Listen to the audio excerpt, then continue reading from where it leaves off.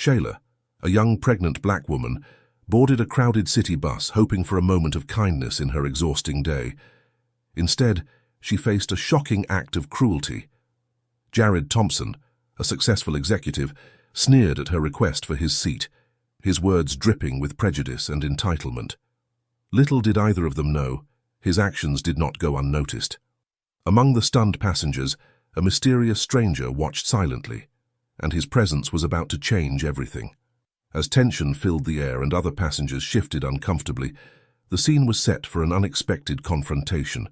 What happened next would send shockwaves far beyond the confines of that city bus. But who was this unassuming observer, and why did his presence matter so much?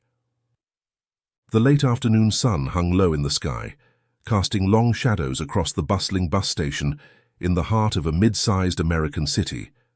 The air was thick with the acrid smell of exhaust fumes, mingling with the earthy scent of spring that struggled to break through.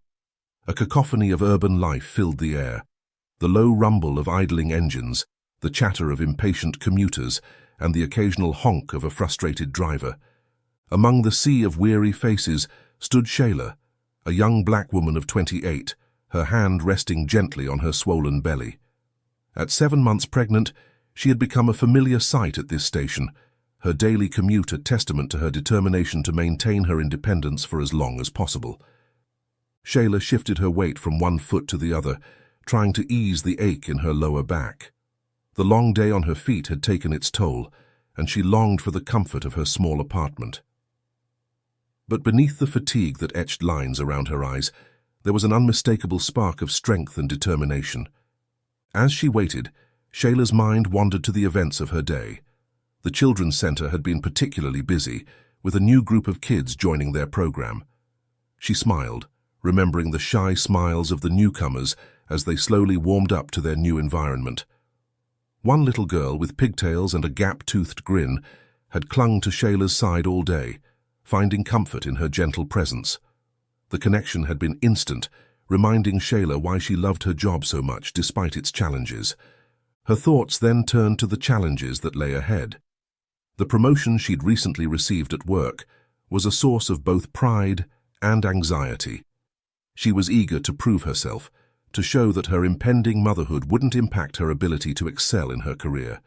But doubts crept in, unbidden. How would she balance the demands of her job with the needs of her newborn?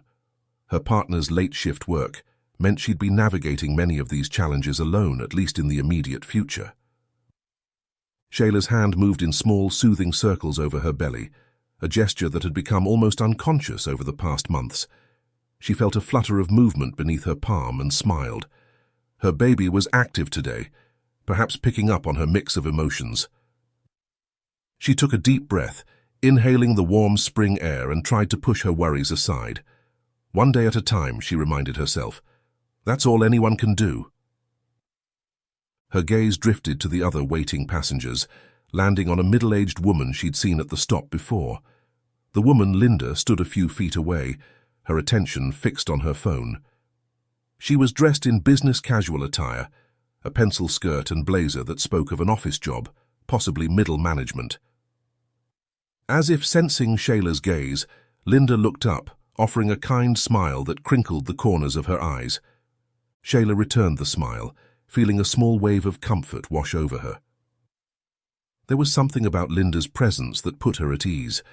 Perhaps it was the way she carried herself, with the quiet confidence of someone who had weathered her own storms and come out stronger for it.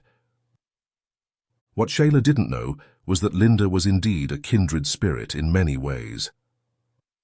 A single mother with grown children, Linda had faced her own struggles balancing work and family. Now, as she stood at the bus stop each day, she often found her thoughts turning to Shayla, silently cheering on the young mother-to-be. Linda's phone buzzed with a text from her daughter, sharing exciting news about a job interview. Pride swelled in her chest as she typed a quick, encouraging response. Her journey as a single mother hadn't been easy, but moments like these made it all worthwhile.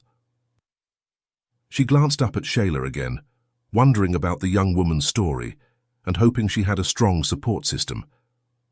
As Shayla continued to observe her surroundings, She noticed a group of teenagers nearby, their laughter and animated chatter a stark contrast to the general weariness of the adult commuters.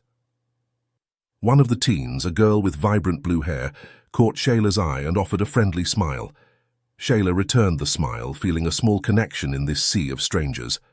The blue-haired girl, Zoe, nudged her friend and whispered, "That lady looks like my art teacher, Ms. Johnson. Remember? The one who's having a baby." Her friend nodded, and they both stole another glance at Shayla, their young faces a mix of curiosity and admiration. The familiar faces at the bus stop provided a sense of community, however fleeting. There was the elderly man who always had his nose buried in a well-worn paperback, the group of boisterous teenagers fresh out of school, and the harried-looking woman juggling a briefcase and a take-out coffee. Each day, they came together in this liminal space, sharing nothing more than a few minutes and a common destination. Today, the elderly man with the paperback, George, was particularly engrossed in his novel. It was a mystery he'd read countless times before, but he found comfort in the familiar twists and turns of the plot. His arthritis was acting up, making his hands ache as he gripped the book, but he wouldn't dream of giving up this daily pleasure. The harried woman with the briefcase and coffee, Sarah, was mentally rehearsing a presentation she had to give first thing in the morning. Her promotion to senior account manager hinged on this presentation, and the pressure was palpable. She took a sip of her coffee, grimacing at the bitter taste. In her rush, she'd forgotten to add sugar. But today there was a new face in the crowd, one that stood out not for its familiarity, but for the palpable aura of irritation that surrounded it. Jared, a middle-aged man in his mid-40s, stood apart from the other commuters, his expensive suit a stark contrast to the casual attire of those around him. The suit, normally impeccable, was slightly rumpled, as if its wearer had been through an unexpectedly trying day.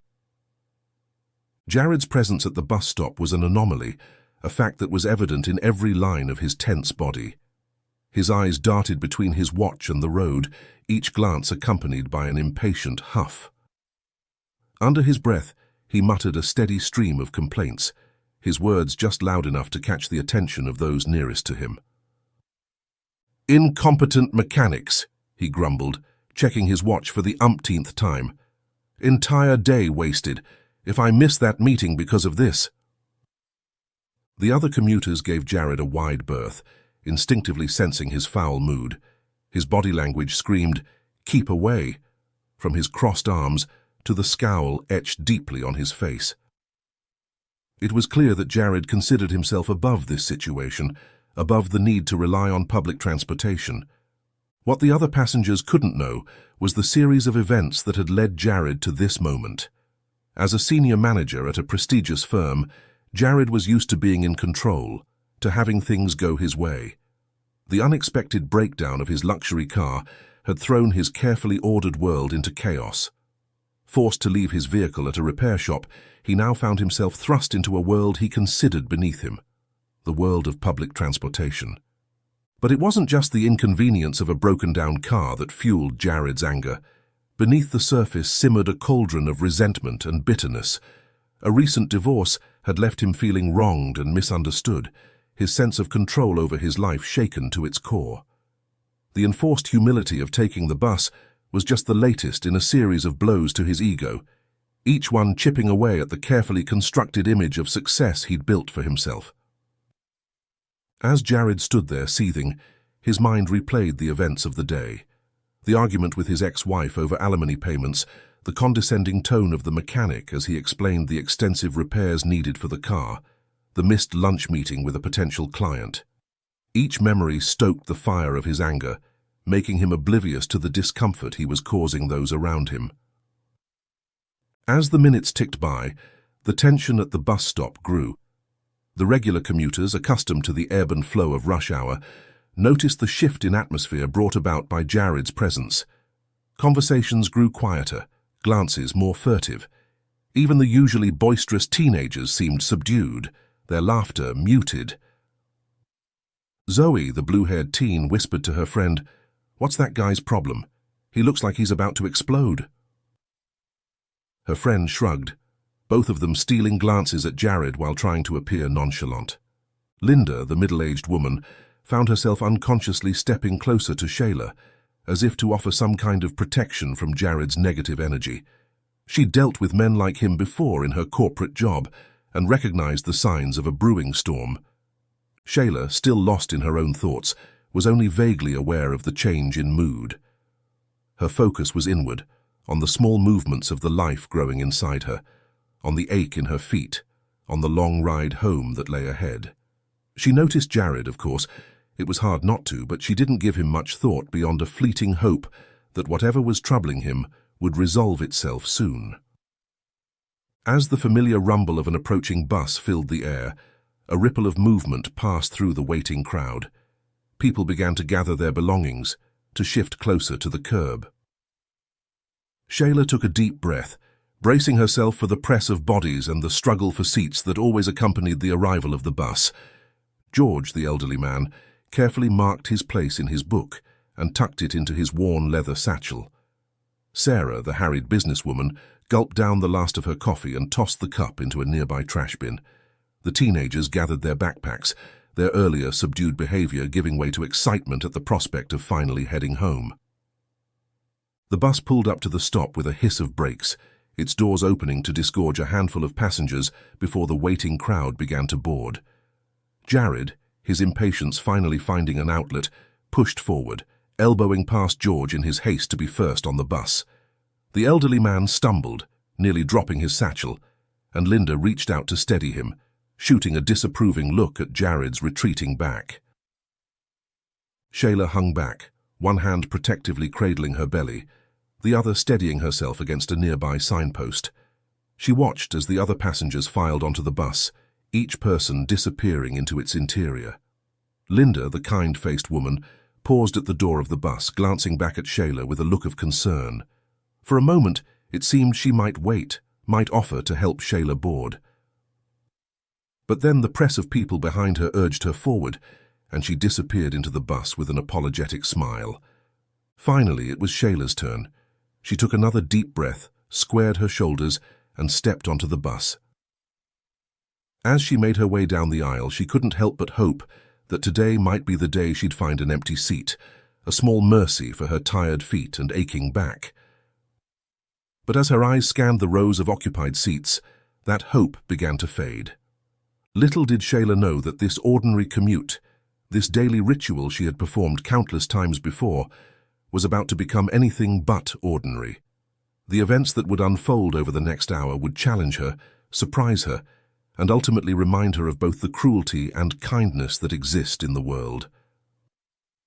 As she made her way down the aisle of the bus, searching for a seat, Shayla was unknowingly stepping into a situation that would ripple out far beyond this single bus ride, touching lives and sparking consequences she could never have imagined.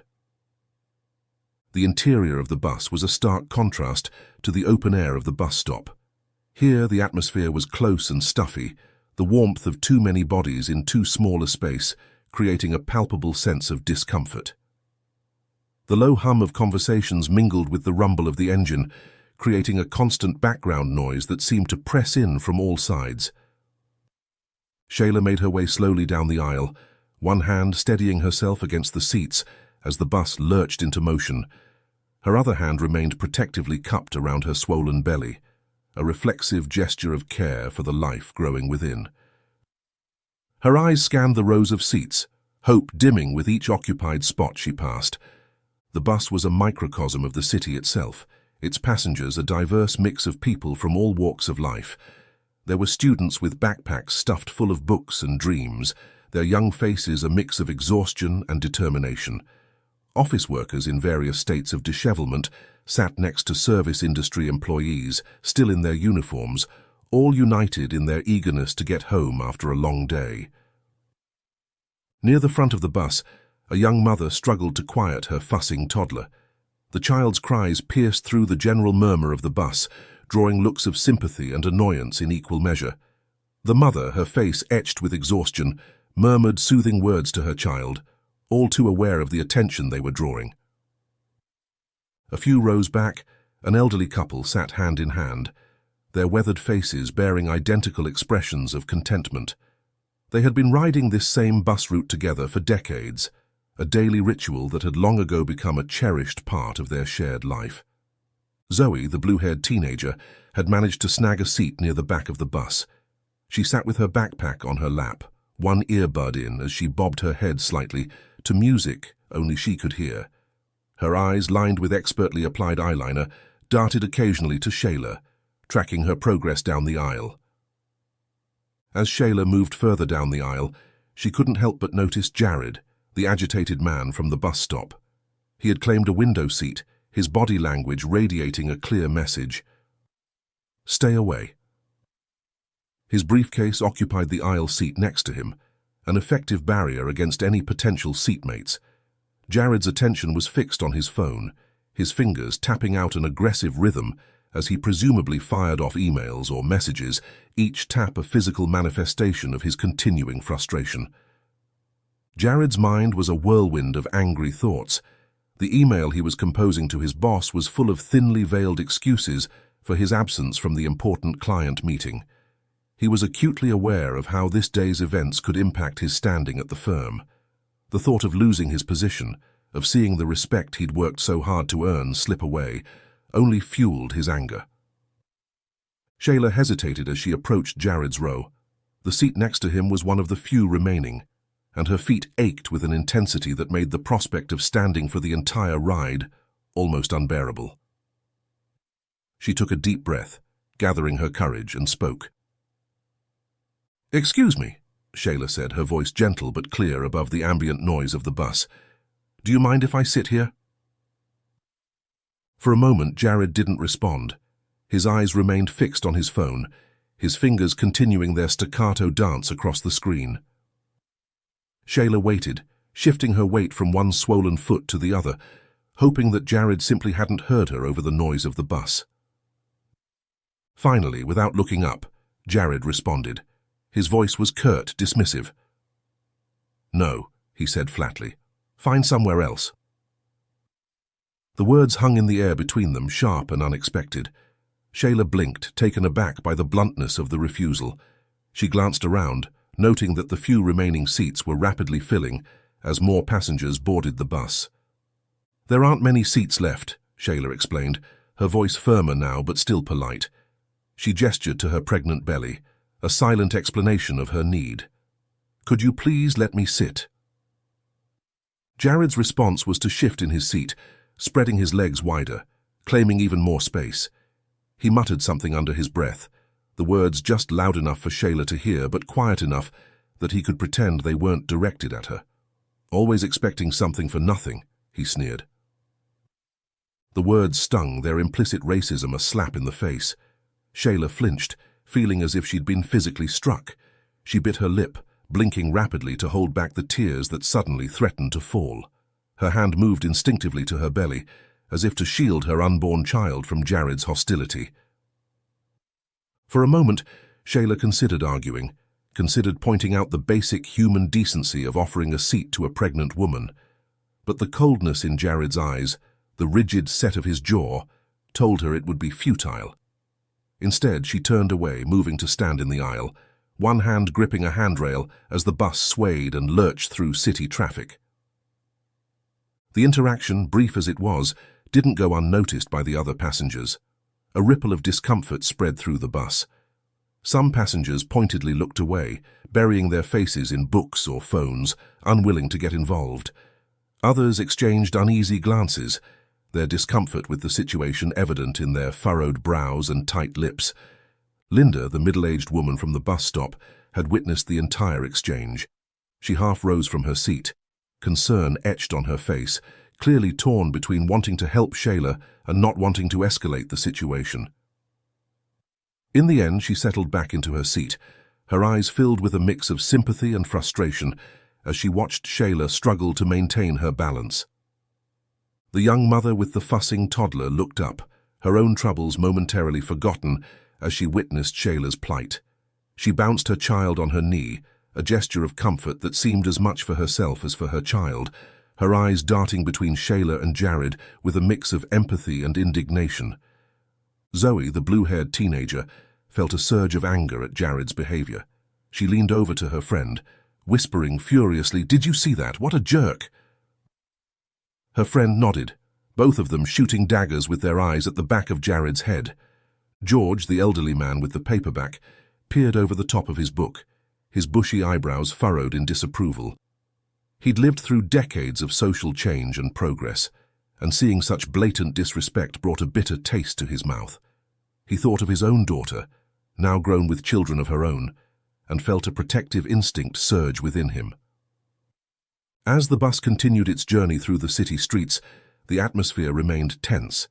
Shayla stood uncomfortably in the aisle, one hand gripping the handrail, the other supporting her lower back. The physical strain of standing was evident on her face, but she remained silent, not wanting to draw any more attention to herself. Jared, for his part, seemed oblivious to the discomfort he had caused. He continued to tap away at his phone, his face set in a scowl. Occasionally he would mutter under his breath, bits and pieces of his ongoing frustration, escaping into the charged atmosphere of the bus. The other passengers continued to react in their own ways. An elderly woman a few seats ahead kept glancing back at Shayla, concern evident in her rheumy eyes. A group of teenagers further back whispered among themselves, shooting disapproving looks at Jared. Yet no one spoke up, no one intervened. The unwritten rules of public transportation, mind your own business, avoid confrontation, held firm, even in the face of such blatant unkindness. As the bus navigated through evening traffic, lurching and swaying, Shayla struggled to maintain her balance. Each sudden stop or sharp turn sent a jolt of discomfort through her body. She closed her eyes, trying to center herself, to find a calm place amidst the physical discomfort and emotional turmoil. In her mind, Shayla reached for the strength that had carried her through other challenges. She thought of her mother, who had raised her alone, working multiple jobs to provide opportunities for her daughter. She thought of her own journey, the late nights studying, the long hours at work, the sacrifices made to build a better life for herself and now, for her child. She had faced adversity before, had stood strong in the face of prejudice and doubt. This moment, difficult as it was, would not break her. Yet even as Shayla found her inner resolve, the weight of the situation pressed down on her. It wasn't just the physical discomfort of standing, or even the sting of Jared's rudeness. It was the accumulated weight of 1,000 small indignities, a lifetime of having to prove herself worthy of basic respect and consideration. In this moment, on this crowded bus, Shayla felt the full force of that burden. As the bus continued its journey, the tension showed no signs of dissipating. If anything, it seemed to grow with each passing minute, with each lurch and sway of the vehicle. The air felt thick with unspoken words, with the collective discomfort of passengers witnessing an injustice but unsure how to address it. Linda, the middle-aged woman who had smiled at Shayla earlier, felt her resolve strengthening. She had spent years in corporate environments, navigating difficult personalities and standing up for herself and others. The memory of her own struggles as a young mother, trying to balance work and family, fueled her growing determination to act. Zoe, the blue-haired teenager, was having a heated text conversation with her friends about the situation. Her thumbs flew across her phone screen as she vented her frustration and anger, her friends responding with a flurry of outraged emojis and suggestions for confronting Jared. George, the elderly man with the paperback, had long since given up on reading. His book lay forgotten in his lap as he watched the scene unfold, his weathered hands clenched in quiet anger. He thought of the civil rights movement he had witnessed in his youth, of the progress made and the battles still to be fought.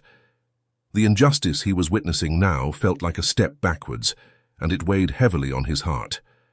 The young mother with the toddler had managed to quiet her child, but her own agitation was growing. She bounced her knee nervously, her eyes flicking between Shayla and Jared, an internal battle raging between her desire to help and her fear of confrontation.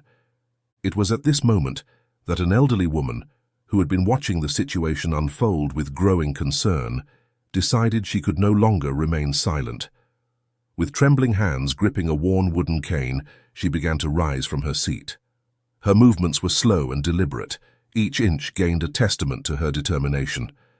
The woman, well into her 70s, had the kind of face that spoke of a life fully lived, deep lines etched around eyes that still sparkled with warmth and intelligence. Her clothes were simple but neat, a floral blouse paired with comfortable slacks, the outfit of someone who prioritized practicality over fashion. As she struggled to her feet, those seated nearby noticed her efforts. A young man in a college sweatshirt half rose from his seat, ready to offer assistance, but the elderly woman waved him off with a gentle smile. This was something she needed to do herself. Finally upright, she took a moment to steady herself before addressing Shayla. Her voice, though softened by age, carried clearly through the bus. "Here, sweetheart," she said gently.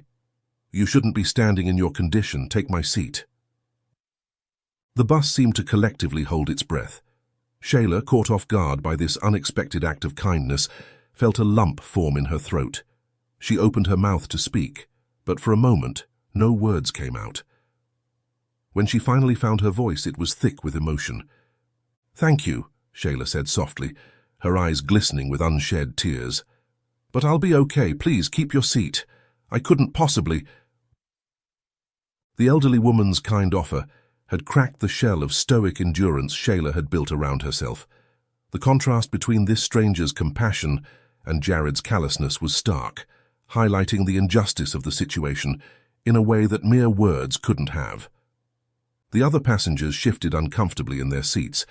The elderly woman's actions had shone a spotlight on their own inaction, forcing them to confront their complicity in allowing the situation to continue. Some looked away, unable to meet Shayla's eyes, while others glared openly at Jared, their disapproval no longer hidden.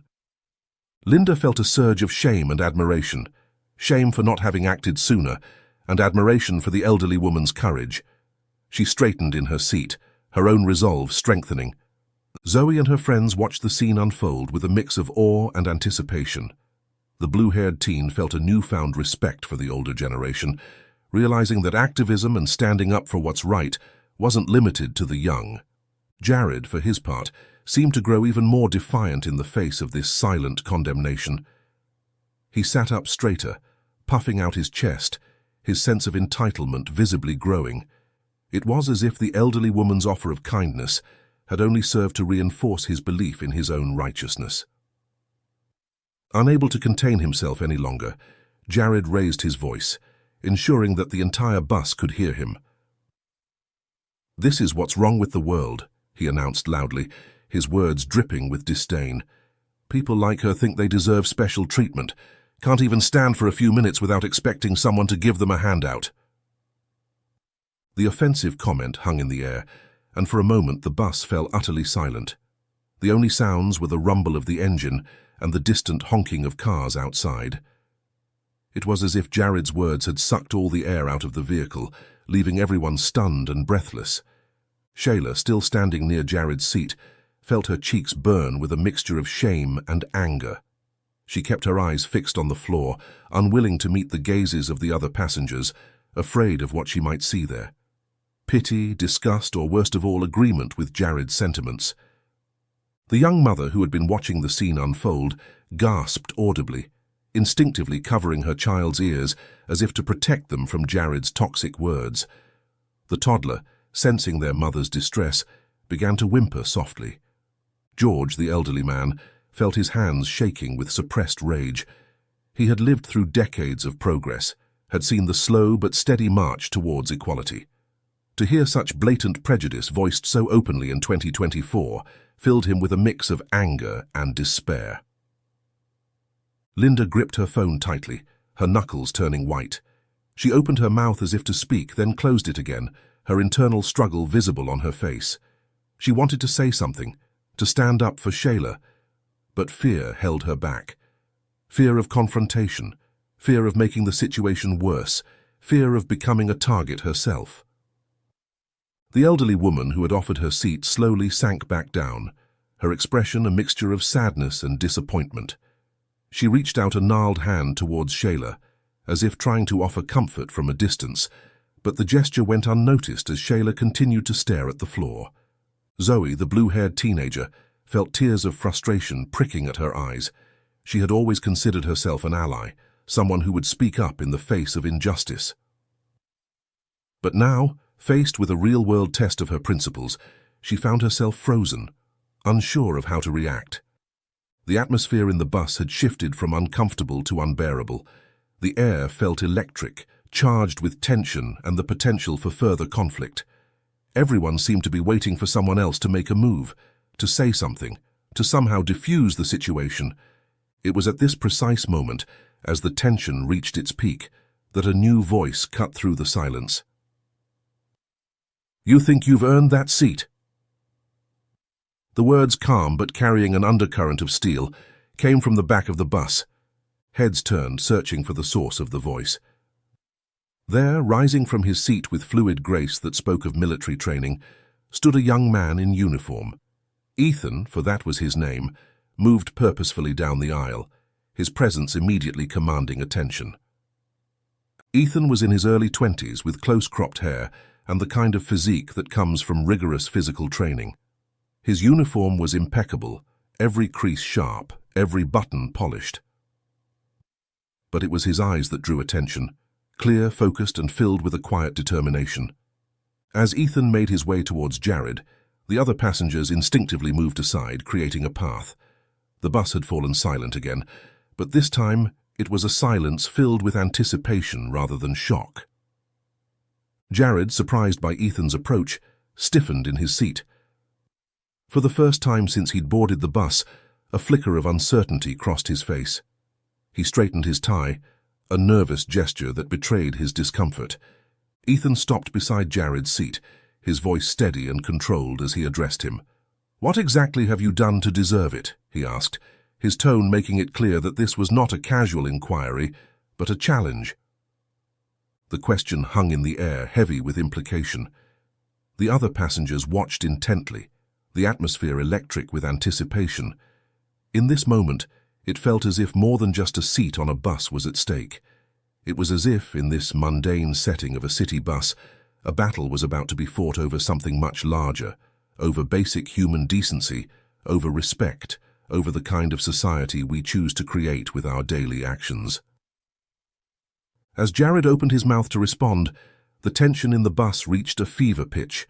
Whatever happened next would undoubtedly change the course of the evening, and perhaps even lives, in ways no one could have predicted.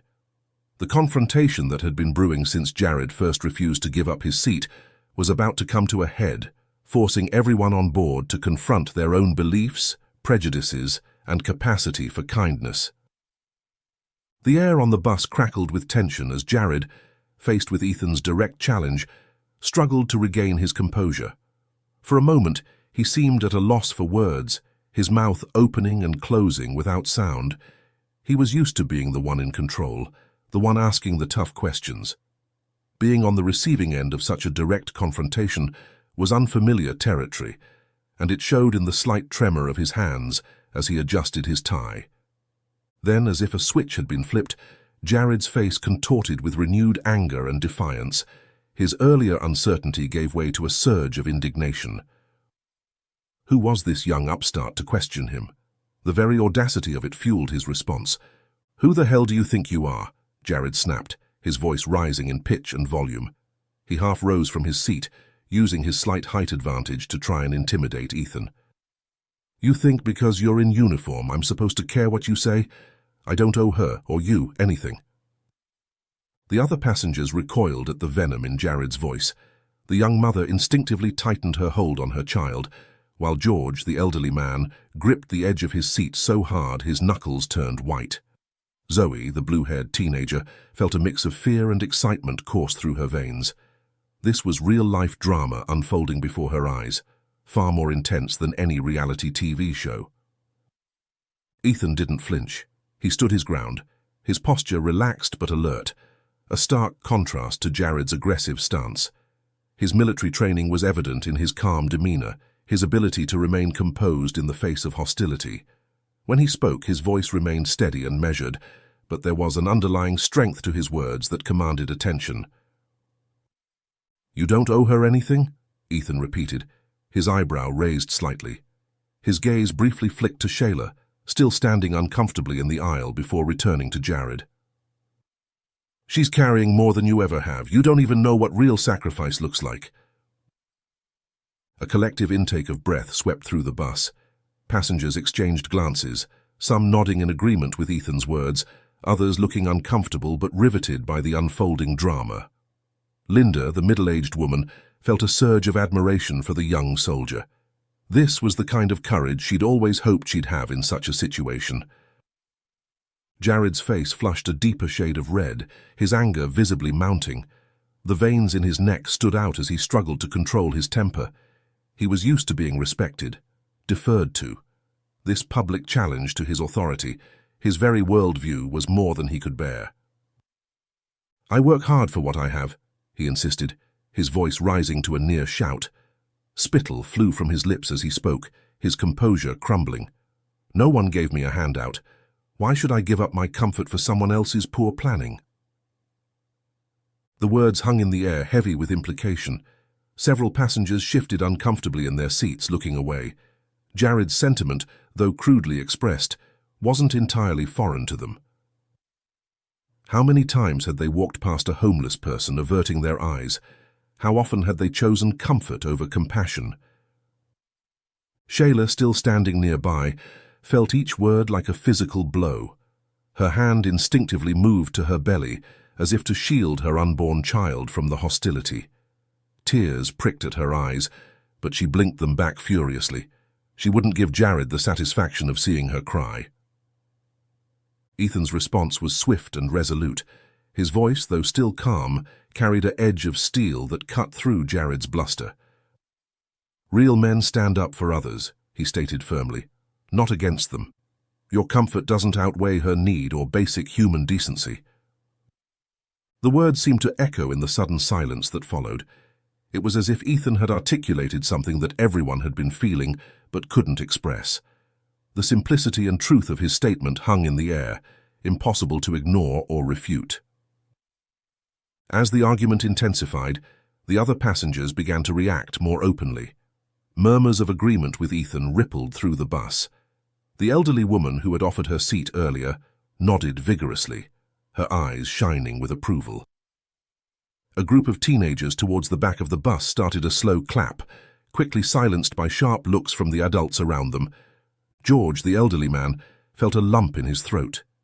Ethan's words had transported him back to his youth, to the civil rights movement he had witnessed, but never fully participated in.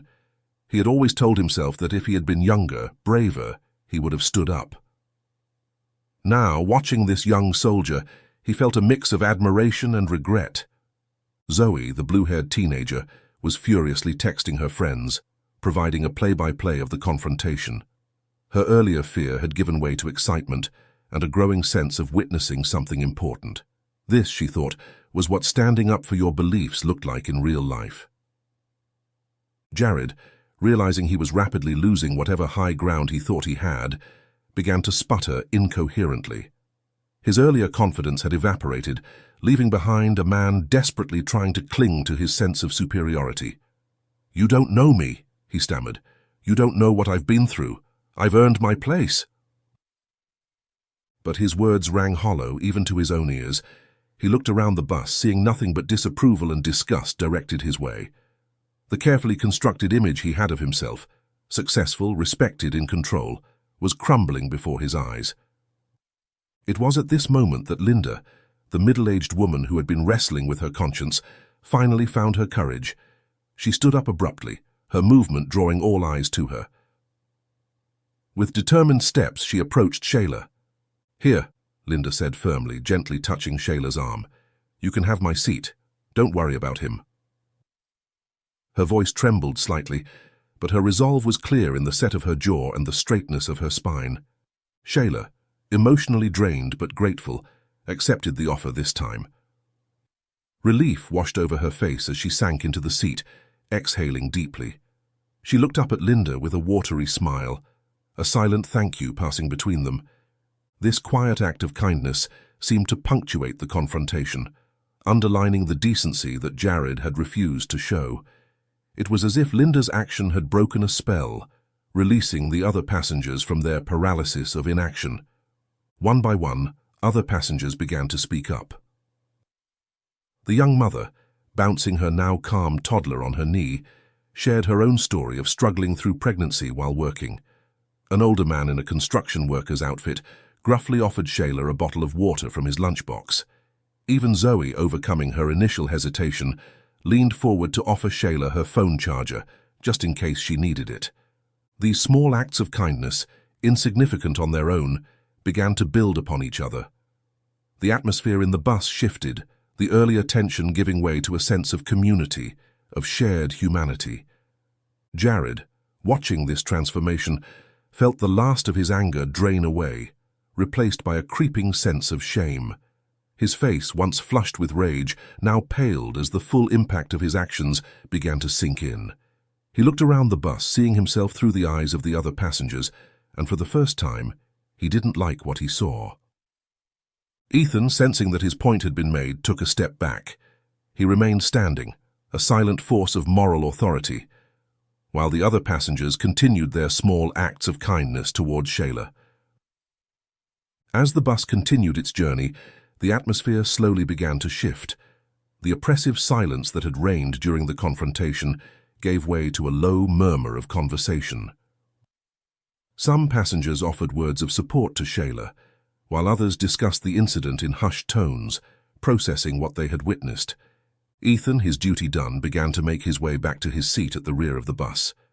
As he passed Shayla, she reached out and touched his arm lightly. "Thank you," she said softly, her voice barely above a whisper. Ethan nodded, a small smile softening his features. "It's what anyone should have done," he replied, before continuing to his seat. Jared remained in his seat, his earlier bravado completely deflated. He stared straight ahead, avoiding eye contact with anyone, the weight of public disapproval heavy on his shoulders. The transformation from his earlier arrogance to this defeated posture was stark, a visual representation of the power of collective action against injustice. As the bus rumbled on through the evening traffic, there was a sense that something significant had occurred. It wasn't just about a seat on a bus, or even about one man's racist behavior. It was about a group of strangers coming together, however hesitantly at first, to stand up for what was right. It was a reminder that small acts of kindness and courage can ripple out, affecting more than just the immediate participants. For Shayla, sitting now with a hand resting on her belly, the events of the evening were a mixed blessing. While the confrontation had been uncomfortable and even frightening at times, the support she had received, from Ethan's bold stand to Linda's quiet offer of a seat, had restored some of her faith in humanity. As she gazed out the window at the passing city lights, she felt a renewed sense of hope for the world her child would be born into. The other passengers, too, seemed changed by the experience. There was a newfound camaraderie among them, a sense of shared experience that transcended their differences. Conversations sprang up between strangers, discussing what they had witnessed and sharing their own experiences of prejudice and kindness. Linda, back in her standing position, felt a sense of pride and relief. She had finally found the courage to act on her convictions, and the weight of her earlier inaction lifted from her shoulders. She made a silent promise to herself to be braver in the future, to not let fear hold her back from doing what was right. Zoe, the blue-haired teenager, had stopped texting and was instead engaged in an animated conversation with the elderly woman who had first offered her seat.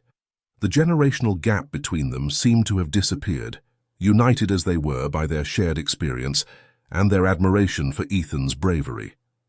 Even George, the elderly man with the paperback, felt a renewed sense of hope. He had lived long enough to see significant social progress, but also long enough to become somewhat cynical about human nature. Tonight's events had reminded him that courage and kindness were still alive and well, even in unexpected places. As the bus neared its next stop, there was a sense of reluctance among the passengers. This shared experience had created a bond, however temporary, and no one seemed eager for it to end. Jared, still silent in his seat, seemed lost in thought. The man who had boarded the bus, full of self-importance and anger, now sat deflated, his worldview shaken. As the bus slowed to a stop, he stood up abruptly. Without meeting anyone's eyes, he made his way to the door, leaving behind not just the bus, but perhaps also some of his long-held prejudices. As Jared stepped off the bus, there was a collective exhalation, as if the entire bus had been holding its breath. The door closed behind him with a soft hiss, and as the bus pulled away, there was a sense of a chapter closing. Little did anyone on the bus know, but the consequences of this evening's events were far from over. For Jared in particular, this was just the beginning of a reckoning that would shake the foundations of his life. As the bus journey neared its end, an uneasy calm had settled over the passengers. The confrontation between Ethan and Jared felt like a distant storm, its thunder still echoing in their minds, but the immediate danger passed. Shayla sat in the seat offered by Linda, her eyes closed, one hand resting protectively on her belly. The gentle sway of the bus seemed to lull her into a state of peaceful exhaustion, the stress of the earlier conflict slowly ebbing away. Jared had departed at the previous stop, but his presence still lingered in the collective consciousness of the bus riders. Occasionally, someone would glance at the now empty seat he had occupied, as if expecting to see him there, scowling and defiant. But the seat remained empty, a silent reminder of the drama that had unfolded. Ethan had returned to his seat at the back of the bus, but he kept a watchful eye on the other passengers, particularly Shayla. His military training had instilled in him a sense of responsibility that extended beyond the immediate confrontation. He wanted to ensure that Shayla made it to her destination safely, that no further incidents would mar her journey. The other passengers, while no longer actively engaged in the drama, remained hyper-aware of their surroundings. Conversations were muted, often punctuated by significant glances towards Shayla or the empty seat Jared had left behind. The elderly woman who had initially offered her seat kept turning in her chair to check on Shayla, her weathered face creased with concern. Linda, who had given up her seat to Shayla, stood nearby, one hand gripping an overhead rail. She seemed lost in thought, perhaps reflecting on her own journey from silent disapproval to active intervention. Occasionally, she would catch Shayla's eye and offer a small, reassuring smile. As the bus wound its way through the darkening city streets, the atmosphere inside remained charged with unresolved tension. It was as if everyone was holding their breath, waiting for the other shoe to drop. But nothing further happened. No more words were exchanged, no more confrontations erupted. Finally, the bus began to slow as it approached Shayla's stop. She stirred, opening her eyes and gathering her belongings.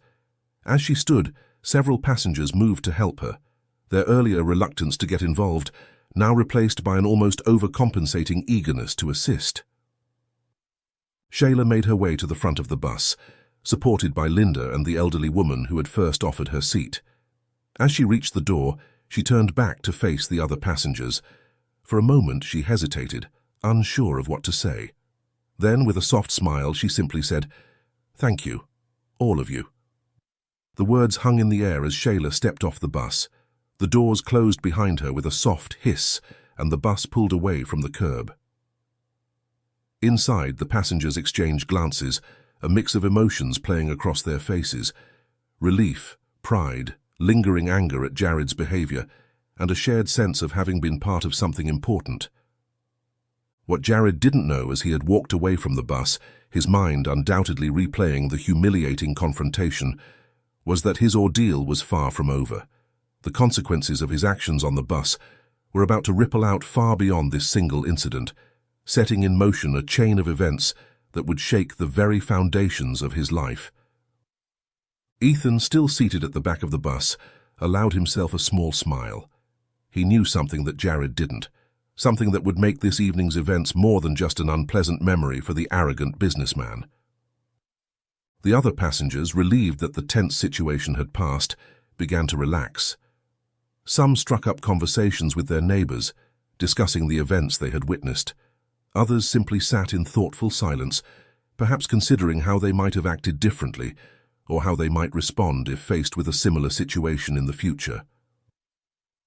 As the bus continued on its route, the city lights blurring past the windows, there was a sense of an ending.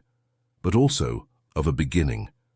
The immediate drama had passed, but its effects would continue to ripple outward, touching lives in ways that no one on that bus could have predicted.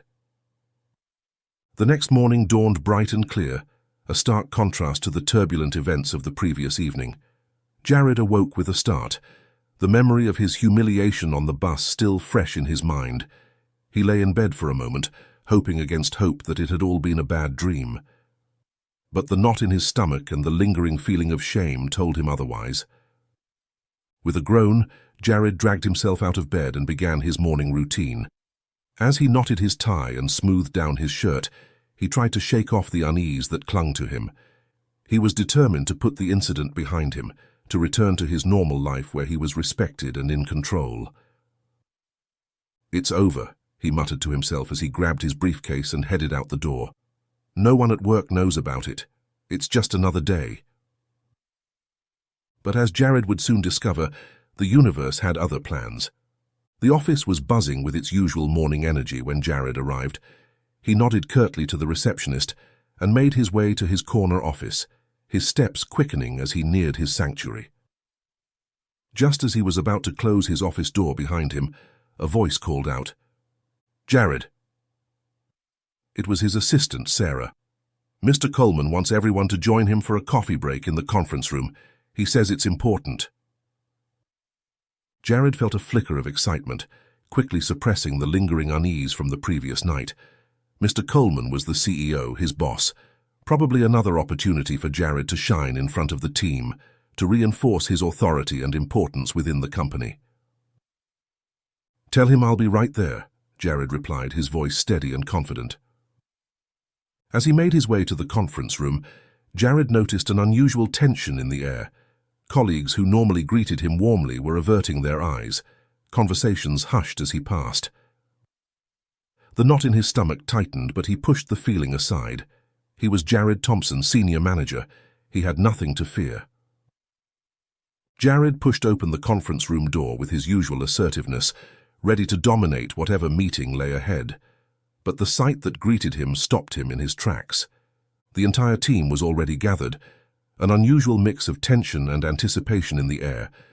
Mr. Coleman stood at the head of the table, his face a mask of barely contained anger, and there, off to one side, stood a familiar figure in military uniform, Ethan. The blood drained from Jared's face as the realization hit him. This wasn't about work at all. This was about last night. "Jared," Mr. Coleman's voice was cold. "Please join us. We need to discuss your conduct on public transportation yesterday evening." Jared's legs felt like lead as he made his way to an empty chair. His mind raced, trying to find a way out of this situation. How did they know? How could this be happening? Mr. Coleman didn't wait for Jared to settle. "What you may not have realized, Jared, is that my son Ethan was on that bus. He witnessed everything and told me about your deplorable behavior." The CEO's face softened for a moment, a hint of pride breaking through his stern demeanor. "My boy, always doing the right thing. That's the kind of integrity we expect from our soldiers, and frankly, from our employees too." Jared's eyes darted to Ethan, who met his gaze steadily without a hint of triumph or malice, just the same quiet strength he had displayed on the bus. "But we didn't just take Ethan's word for it," Mr. Coleman continued. He nodded to someone off camera, and suddenly, a video began playing on the large screen at the end of the conference room. Jared watched in horror as his own face filled the screen, his voice clearly audible as he refused to give up his seat to Shayla. The video, apparently taken by another passenger, captured every moment of his arrogant and racist behavior. As the video played, Jared's colleagues watched in silence, their expressions a mix of shock and revulsion. Jared felt himself shrinking in his seat, the weight of his actions crushing down on him. When the video ended, the silence in the room was deafening. Jared opened his mouth to speak, to offer some explanation or excuse, but no words came out. Mr. Coleman's voice, when he finally spoke, was heavy with disappointment. "Jared, I've known you for years. I trusted you. I promoted you. And this is how you conduct yourself. This is how you treat others when you think no one who matters is watching." Jared stuttered, trying to form a coherent response. It was a bad day. My car broke down. I was stressed. I didn't mean... But Mr. Coleman held up a hand, cutting him off. Save it, Jared. There's no excuse for this kind of behavior. Not in my company. Not in my family. The CEO's words hung in the air, their implication clear. Jared felt the floor dropping out from beneath him. Everything he had worked for, everything he had built, was crumbling before his eyes. Just as Jared thought the situation couldn't get any worse, one of his team members spoke up. Mr. Coleman, sir, the young woman said, her voice shaking slightly. This isn't an isolated incident. Suddenly it was as if a dam had broken. One by one, Jared's colleagues began to speak up, sharing stories of his bullying behavior, his casual racism, his abuse of power, stories of humiliation, of unfair treatment, of a toxic work environment that Jared had cultivated through his actions.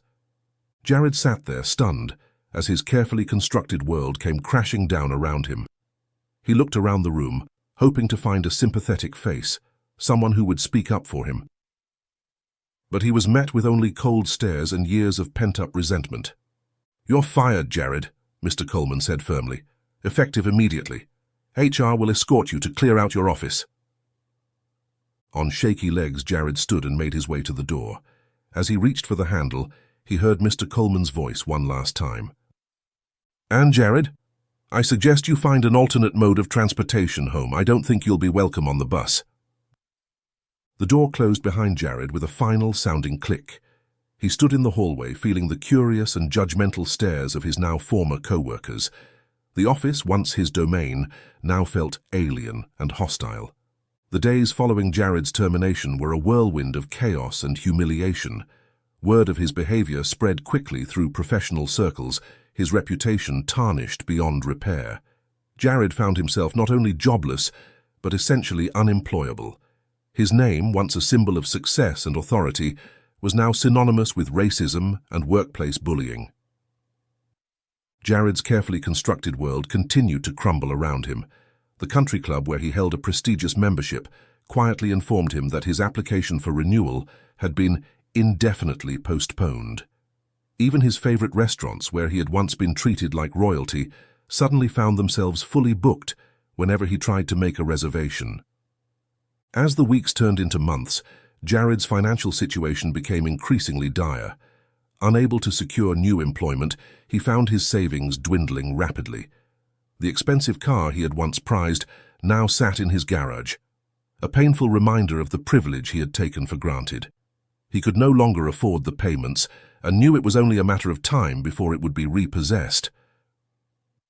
In a cruel twist of irony, Jared found himself forced to rely on the very public transportation system he had once sneered at.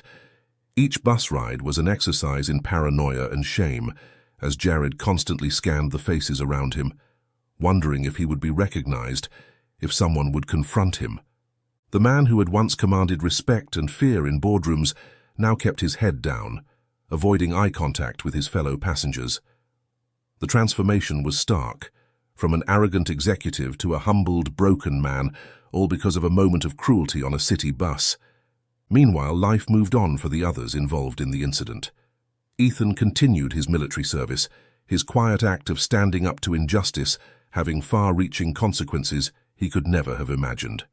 His actions had not only exposed Jared's racism, but had also sparked important conversations about bystander intervention and moral courage within his unit and beyond.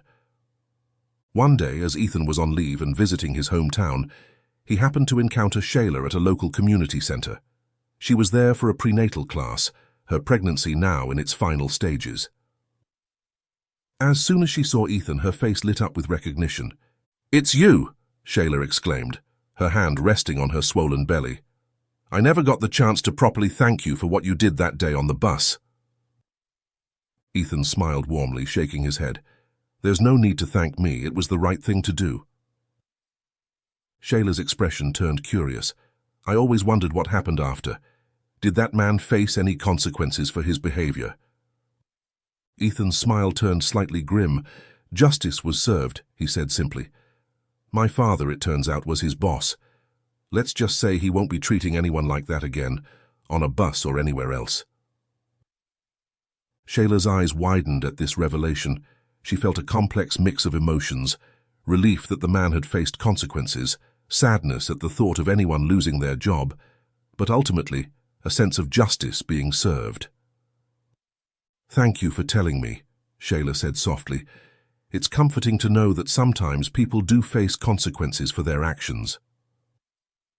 As they parted ways, both Ethan and Shayla felt a sense of closure. The incident on the bus, painful as it had been, had led to positive change. It had exposed the ugly face of casual racism, sparked important conversations, and shown that standing up for what's right can have a real impact. The story of that fateful bus ride would continue to ripple out, touching lives in ways that none of the participants could have predicted. It served as a powerful reminder that our actions, no matter how small they may seem in the moment, can have far-reaching consequences, and that in the face of injustice, one person's courage can make all the difference. As night fell on the city, the bus that had been the stage for our story continued its journey. Just another vehicle in the bustling traffic, yet it carried with it a powerful tale of courage and consequence. The events of that day showed how a single moment of bravery can ripple out, touching lives in unexpected ways. It reminded us that in the face of injustice, one person's stand can make all the difference. If you enjoyed this story, please consider subscribing to my channel. Your support is what keeps me going, and I appreciate having you on this journey.